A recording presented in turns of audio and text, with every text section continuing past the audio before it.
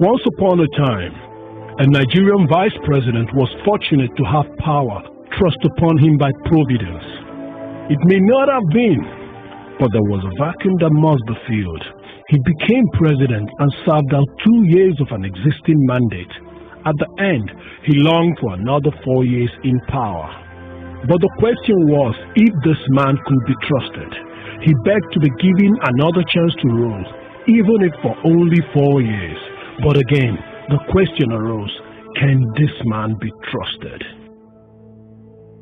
Stakeholders from across the country were drawn to the table.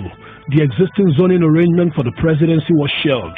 An understanding was reached and a pact was sealed that President Goodluck Jonathan would rule for another 4 years only. And therefore supports and endorses President Goodluck Jonathan to contest the 2011 election as the PDP presidential candidate for a period of 4 years only. Just as he craved. But 3 years down the line, Mr. President set out to deny, alter, and possibly demolish the mutual agreement that brought him to office. President, was there any time you signed or entered into an agreement that you were going to No, I've not signed agreement with anybody. Was there a gentleman agreement that now, if I have signed agreement, they would have shown you. I didn't say, oh, Jonathan is not going to contest election, not going to contest. But truth is resilient. It never dies. Now the question on the lips of every Nigerian is, did President Goodluck Jonathan actually enter into a one-term agreement? Sit back, judge for yourself as the truth unfolds. January 31st, 2011. The Nigerian Television Authority in its 9 p.m. network news reported President Goodluck Jonathan's trip to Addis Ababa, where he addressed Nigerians at the Embassy Conference Hall. A very good evening. I'm Mujima Kojola, and with me tonight is Muhammad Kuda Wakar. Good evening. President Goodluck Jonathan says he will not contest for the presidency in 2015. The president, who is in Addis Ababa, Ethiopia for the AU summit, he was speaking to Nigerians resident in Ethiopia, most of them working in the African Union and the United Nations.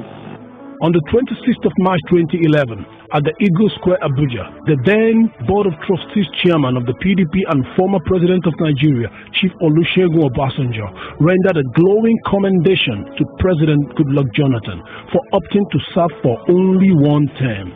He even described President Jonathan's resolve as statesmanly. And the president was seated right there with his wife. There is press report that Dr. Goodluck Jonathan has already taken a unique and unprecedented step of declaring that he will only want to be a one-term president.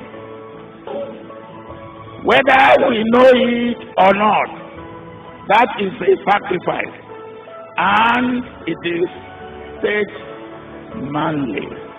On the 16th of December 2010, the NTA reported the endorsement of a one-term agreement between President Jonathan and 20 PDP governors led by Governor Shema, implying that Jonathan will not contest the 2015 presidential election.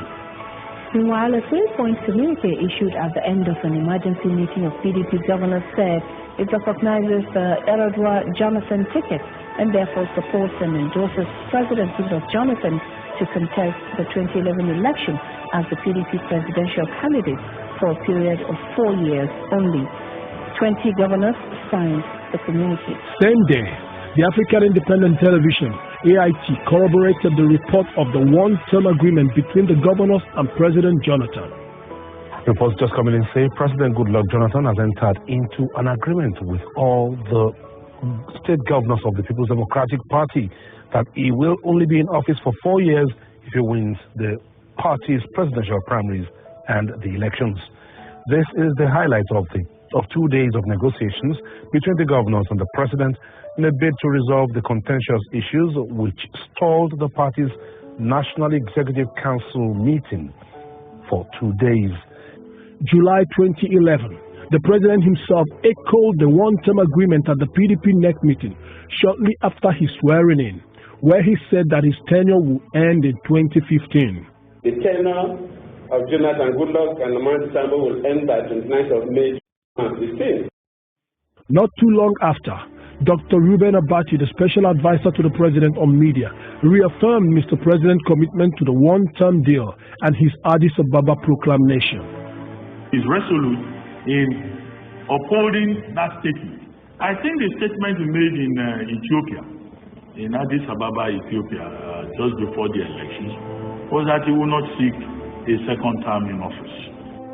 In 2011, the chairman of the Northern Governors Forum, Governor Babangida Aliyu, confirmed the signing of a one-term agreement with President Jonathan in an interactive radio program in Kaduna. And I recall at that discussion, because we were to sign paper confirming, at that discussion it was agreed that President Jonathan will serve one term.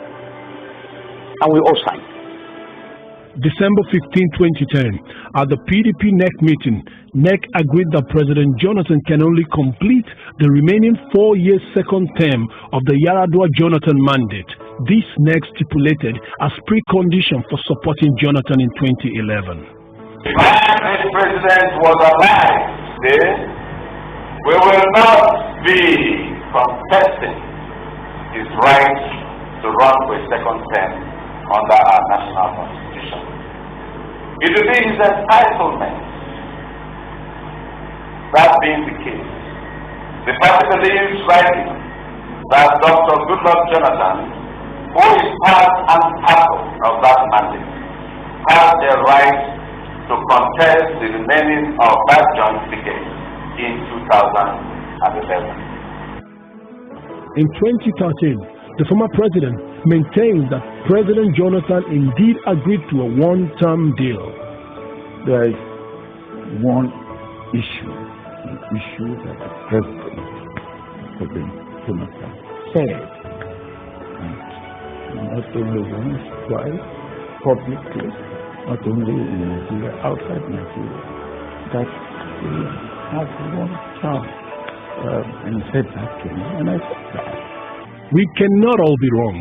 Not even the director of his presidential campaign, Alhaji Dalhatu Tafida, was left out in the public affirmation of the one-term pact.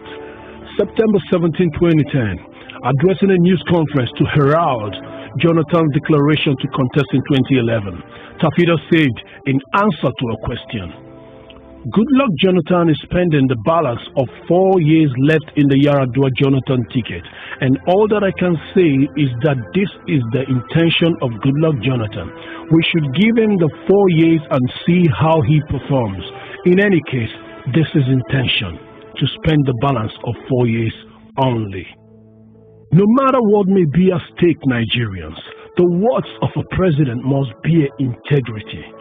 Former Vice President Atiku Abubakar clearly captured public expectations of Mr. President during the PDP presidential primaries in 2011 when he said, "Our words must be our bond." That is not the kind of person who would entrust the fate of this country. Our word must be our bond. Former President Olusegun Obasanjo also shared similar sentiments and said as much.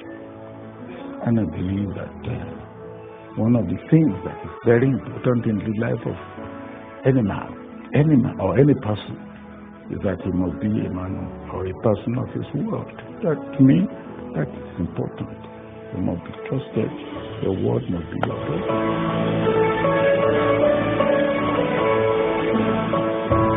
The president was silent when the PDP NEC agreed to a one-term pact with him. He was silent when Obasanjo commended him for opting to serve for one term only. He was silent when NTA reported his agreement with the 20 governors to run and serve for only one term. He was silent when the AIT also reported the one-term pact. And of course, he was silent when his media aide Dr. Reuben Abati and campaign DG Alhaji Dalhatu Tafida affirmed that he was serving just one term. And the question is, would the stakeholders who agreed to back him in 2011 have done so if they knew he was actually planning to be in office for 10 years? This is a clear case of a mandate obtained by deceit. When barefaced lies become instruments of governance, leadership is imperiled. Nigerians, is this the leader we deserve? Let your votes respond to these lies. Truth never dies. This message is supported by the PDP Stakeholders Forum, Lawyers in Defense of Democracy, and the National Youth Leaders Council.